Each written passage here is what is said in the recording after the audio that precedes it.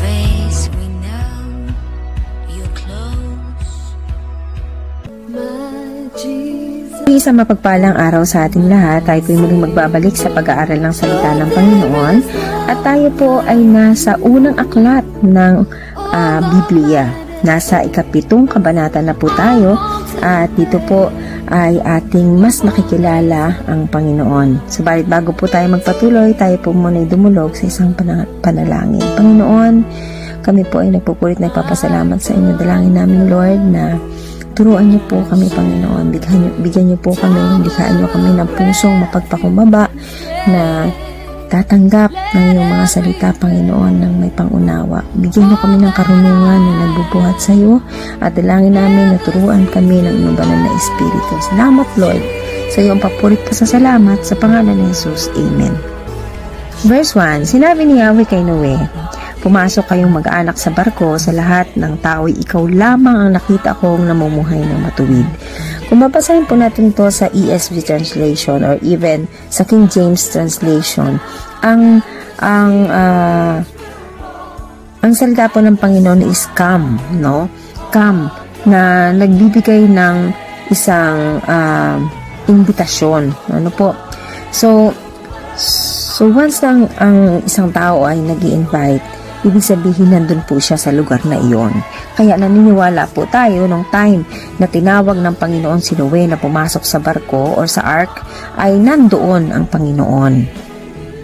At makikita rin po natin yung katagang sinabi ng Panginoon na sa lahat ng tao, ikaw lamang ang nakita kong namumuhay ng matuwid. Hindi ibig sabihin na matuwid ay hindi na siya nagkakasala, pero makikita po ang buong pusong pagsunod ni Noe sa Panginoon, sa utos ni Lord, no? Talagang dito po makikita na tayo po, hindi tayo sinasabing matuwid or righteous kasi hindi tayo nagkakasala, kundi tinatawag tayong righteous kasi nasa atin ang Panginoon, kaya yung righteousness of God ay nakikita sa atin ng ating Panginoon. At ang ebidensya nun, ang patunay nun is kung sinusunod natin o ginagawa natin ang kalooban ng ating Panginoon. Kaya makikita po natin, no, hindi lang basta naniwala si Noe na mangyayari yung sinabi ng Panginoon na magkakabaha, kundi sa kabila ng kanyang paniniwala, siya po ay gumagawa sa pamamagitan ng pagsunod sa utos ng Panginoon. Kaya tayo po mga Kristiyano, hindi sapat na maniwala lang tayo. Kailangan ay merong pagsunod kasi yun po ang nais ng Panginoon. Verse 2, magdala ka ng 7 paris na bawat hayop na malinis at 1 paris naman sa di malinis. 7 paris din sa bawat uri ng ibon ang iyong dadalhin. Gawin mo ito upang magpatuloy ang kanilang lahi sa balat ng lupa. Pagkaraan ng 1 linggo, pauulanan ko ng 40 araw at 40 gabi upang lipulin ang lahat ng aking nilikha sa daigdig. At ginawa nga ni Noe ang bawat inutos ni Yahweh. Dito po makikita natin na nais ang Panginoon ma-preserve yung kanyang mga nilikha. Kaya para makita po natin yung katotohanan, no, ng kanyang sinabi, ay talagang ito po ay talagang nakita natin na nangyari, no? Nangyaring umulan, nangyaring bumaha. At dito po makikita din natin yung utos ng Panginoon na magdala ng paris ng bawat hayop, no? Malinis man o marumi, yan po ay may gamit, no, sa ating ecosystem. At even nga sa atin, di ba, hindi naman lahat ng dumadating sa atin puro maganda, puro marumi, ay puro malinis, or hindi lang din naman puro pangit or marumi. Kasi nga po, nagbabalanse po yan sa ating pagkatao, no? Dahil nga, kumbaga dito natin makikita, no, na ang bawat pangyayari sa buhay natin, may gamit po siya, may purpose. Ganun din naman, makikita natin sa creation ng Panginoon, ano po, at kung paano niya pinreserve yung mga unang mga bagay na kanyang nilika, ay makikita po natin na kasama ito, no, sa kanyang plano ng pagliligtas. 6, si Noe ay 600 taon nang bumaha sa daigdig. Pumasok nga siya sa malaking barko kasama ang kanyang asawa, mga anak at manugang upang maligtas sa baha. Sa bawat uri ng hayop, malinis o hindi, sa bawat uri ng ibon at maliliit na hayop, ay nagsama siya sa barko ayon sa utos ng Panginoon. So makikita po natin dito yung total submission ni Noe, no, sa pamamagitan po ng pagsunod sa Panginoon. Verse 10, pagkaraan ng 7 araw, bumaha nga sa buong daigdig. Si Noe ay 600 taong gulang na noon. Noong 17 araw ng 2 buwan, nabuksan ang langit ng bukal sa ilalim ng lupa, nabuksan din ang mga bintana ng langit. Bumuhos ang ulan sa loob ng 40 araw at 40 gabi. Kung titignan po natin, no, matindi, nung inutusan ni Lord si Noe na gumawa ng ark, wala siyang nakikitang sinyalis man lang na uulan, no? Tapos, nung time na nagawa na yung ark, nung pinapasok sila ng Panginoon dun sa ark, hindi pa rin siya nakakita ng senyales, no? Sa halip, nandun na sila sa ark, nag-intay pa sila ng 7 araw. Pero grabe yung patience ni Noe. Grabe yung faith niya kay Lord, na kahit hindi umaayon yung panahon, no? Talagang nandun yung pagsunod niya kay Lord. Tayo ba? Paano ba tayo susunod sa Panginoon kapag nakikita lang natin yung possibility, or even na nakikita natin na imposible is kaya pa rin nating sumunod sa Panginoon? Ito po yung nakakalungkot sa ating mga tao, no? Susunod lang tayo kapag nakikita natin na ay, posible nga, 'di ba? Pero pag sa tingin natin imposible yan, no, parang ang hirap sa ating sumunod, no? Unlike po ni Noe, na kahit wala siya nakikitang senyales, still, dahil sa salita ng Panginoon, dahil ang Diyos ang nagsasabi sa kanya, sumusunod po siya. At makikita po natin dito, no, 40 araw at 40 gabi, 40 days and 40 nights. Alam niyo po ba, yung 40 days and 40 nights ay isang napakahalagang number sa Biblia, kung saan nakita din natin si Jesus, no, before siyang i-crucified, meron din siyang 40 days and 40 nights na fasting. Ano po? Yung number 40 po ay marami talagang mahalagang mensahe po, no, pagdating po sa Bible, kung saan talagang yung span ng time na to, maraming pwedeng mangyari. Pwede nandyan yung testing, yung purification. Kumbaga, kung nandyan yung test, nandyan yung paglilinis, no, bago pumasok sa bagong yugto ng buhay. Kaya makikita po natin yan sa buhay po ni Moises. Ano po, doon sa Mount Sinai, makikita din po natin yan sa yung mga spies na pinadala ng Panginoon, no, sa Kanaan. Makikita din po natin yan sa buhay ng mga Israelita sa wilderness, no, yung 40 na yan, yan din po yung nagsisignify po, di ba, yung pangyayari na yon. Nakita din po natin na 40 din po, no, 40 din, number 40 din po yon. And even po sa panahon ni Elijah, no, and even dun sa panahon ni Jesus, kung saan talaga nakaranas siya ng temptation sa wilderness. Ano po, kaya kumbaga po talagang dito makikita natin kung hindi lang yan basta ginawa ng Panginoon na 40 days, 40 nights na babaha. Pero dun sa 40 days, 40 nights po na nangyari na yan, dyan po marami siyang pwedeng gawin, no, sa buhay po ni Noe. Nandyan yung testing niya, kung paano pa yung ganito pa siya kapasensyoso, no, or nabibuild po yung patience niya, no. And then dyan din po magkakaroon ng realization, no, kung gaano sila kamahal ng Panginoon, na sa dami-dami ng tao, sila lang ng pamilya niya yung nandoon. Ano po, na sa loob po ng 120 years, no, ng pagkahanda, is walang naniwala sa kabila ng kanilang pangangaral. Ano po, at nakita natin po yung siyempre po, diba, habang tinatayo niya yung ark na yun, maraming tao na posible na nag-uusisa, no. Ang sabi nga po ng isang scholar, no, nung umpisa maraming naging kasama si Noe na nag-ayos, pero dahil sa haba ng panahon, sila ay bumitaw doon sa paniniwala na mangyayari yung sinabi ng Panginoon. Alam niyo po talaga yung time, yung tagal po ng paghihintay, isa po yan sa nagiging hindrance para ang tao patuloy na kumapit doon sa salita ng Panginoon. Kaya tayo po, huwag tayong bibitaw, no? Kahit na sinasabi ng Panginoon na babalik na siya, pero parang ang tagal naman, tagal na yan nangyari, ang tagal na sinasabi yan, pero bakit wala pa rin? No, hindi po dahil na si Lord ay hindi tumutupad sa kanyang salita, kundi dahil nagiging patient po siya, no? At gusto niya na lahat po tayo ay maligtas. Kaya ano man po yung pinagdadaanan natin na parang bakit ang tagal-tagal, bakit nandito pa rin ako sa sitwasyon na to, magtiwala po tayo sa Panginoon na tayo po ay nasa proseso, no? Nasa proseso na kung saan gusto niya kapag na-receive natin yung bagay na hinihingi natin sa Kanya, or na-receive natin yung restoration, na-receive natin yung panibagong susimula, isanda yung puso natin kasi dumaan po tayo sa tamang proseso.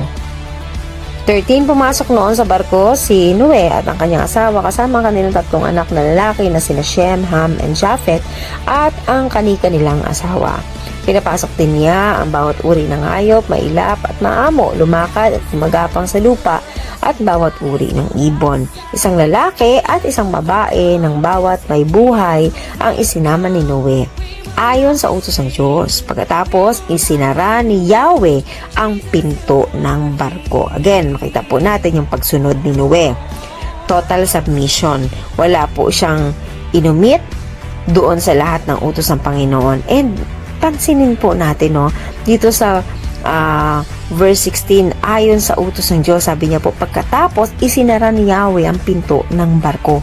So, sino yung nagsara ng pinto? Hindi po si Noe, kundi ang Panginoon. So, makikita po natin, no, na hindi si Noe yung nagsara ng pinto.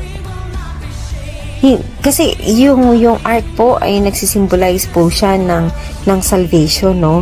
Kasi yung lahat ng papasok sa ark ay masisave doon sa baha na plano ng Diyos na ginawa ng Panginoon. Pero dito nakikita po natin na hindi si Noe ang nagsara ng pintong iyon para sa iba. Ganun din po yung sa ating panahon ngayon sa kaligtasan. Hindi po tao ang magsasabi na hindi kaligtas. Hindi po tao ang hahadlang sa kapwa-tao niya para sa kaligtasan. Ano po? Kasi si Lord lang ang pwedeng magsara ng pintuan ng kaligtasan. Kaya walang tao po na pwede mag-disqualify sa kapwa-tao, no? Na, ay, hindi ka ligtas kasi ganito ka. Ay, hindi ka ligtas kasi masama kang tao. No, walang sino man sa atin ang pwedeng humusga, kundi ang tanging pwede lang po na magsabi nito ay ang ating Panginoon. Ano po? Makikita talaga natin dito na pinanatiling bukas ng Diyos yung pintuan ng ark, no? Hanggang sa huling sandali. So, dito po, makikita natin na ang Diyos, mahabagin siya, sapat ang kanyang kahabagan po sa bawat isa sa atin. Ano po? Kaya, dito makikita po natin talaga na ang Diyos po ay nagnanais na maligtas tayong lahat. Pero still, ayan po ay nasa nasa puso ng taong gusto talagang sumunod at makinig sa kanyang salita. At kahit gusto man ng Panginoon siguro na manatili pa rin bukas yung pinto, dadating talaga yung time na kailangan niyang sarhan ito. No po? Kaya tayo po na nakakaranas ng pagtawag ng Panginoon, tayong patumpik-tumpik. Ano po? Kasi talagang ang Diyos ay tapat po sa kanyang salita. Ano po? Na meron talaga siyang time na binibigay po sa bawat isa. Gaya po natin, sabi nga ng ating Panginoon, no? Sabi niya nga po sa Revelations 3:7, ano po, and to the angel of the church in Philadelphia write these things, says, He who is holy, He who has the key of David, He who opens and no one shuts, and shuts and no one opens, no? Siya lang yung pwedeng magbukas ng pintuan at siya lang din ang pwedeng magsara nito. Verse 17, 40 araw na bumaha sa daigdig, lumaki ang tubig at lumutang ang barko. Palaki ng palaki ang tubig, habang palutang-lutang naman ang barko. Patuloy pang lumalaki ang tubig hanggang sa lumubog ang lahat ng matataas na bundok. Ayan. So kung ito po yung babasihan natin, no, pinasisinungalingan po nito yung mga scholar na nagsasabi na meron lang specific place, no, ng baha.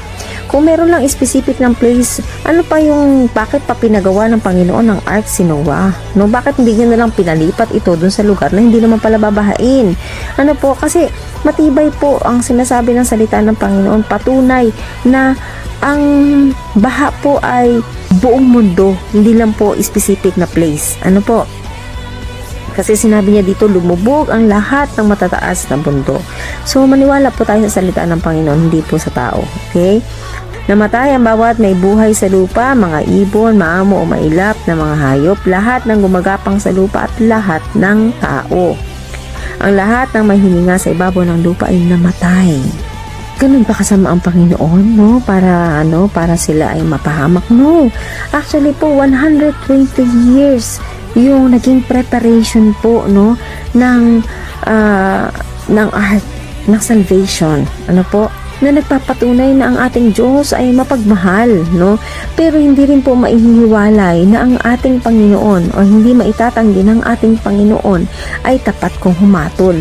Kung tayo naniwala, kung sila'y naniwala, kasama sila sa maniligtas, pero dahil hindi sila naniwala, kaya po sila napahamak. Kaya sana po maging babala ito sa atin ngayon. Ano po? Na kung ang salita ng Panginoon ay talagang ipinapahayag sa atin ngayon, pangkapitan po natin ito at paniwalaan. Kasi pagdating po ng araw, no po, ng paghuhukom ng Diyos, mangyayari ang kanyang sinabi. Wala po makakahadlang nito. Kaya talaga po, sana itong ating pag-aaral ng kanyang salita ay maging isang pagbubukas sa puso ng mga taong hindi naniniwala sa salita ng Panginoon or sa ating Panginoon. 24, nagsimulang bumaba ang tubig pagkatapos ng 150 days or ng 150 araw. 150 araw, no, na nakulong sina Noe doon sa loob ng ark. Na kumbaga po dito makikita natin hindi sila pinagkulang ng Panginoon, no? Sa dami ng kasama niyang animals, no? And even sila ng buong pamilya.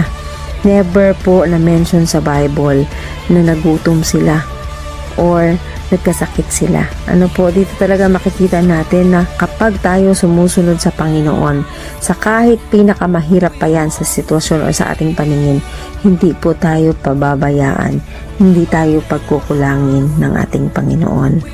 At sabi nga po ng isang manunulat, no, yung 150 days na yun, ang pamamalagi ni na Noah sa loob ng ark, na yun yung moment na parang yun din yung parang binabaon nila yung kanilang lumang pagkatao, yung luma nilang nakaugalian para maging ready po sila sa panibagong simula.